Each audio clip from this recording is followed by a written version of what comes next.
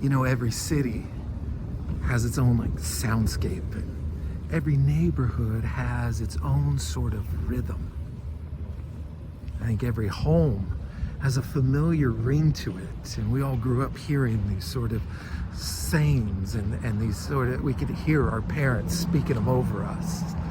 I think church is the same way, and a lot of churches have talked about different things, but it's always about what we train our ear to actually hear. When it comes to the idea of disciple making, sometimes people have this experience that immediately what they hear is that it's about learning and books and sermons or Sunday school. And sometimes you might have this experience where it's sacramental, it's about the liturgy. Sometimes when you hear about discipleship, you immediately think, well, no, that's about mentoring. I think it's all of those things. But the one thing that I don't feel like we've effectively trained our ear to hear is something that I think was present in the early church, and that is disciple making as spiritual reproduction.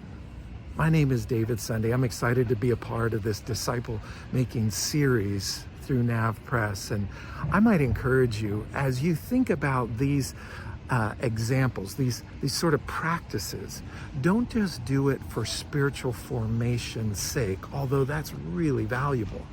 There is something about our formation, our connection with God, that we want to press into.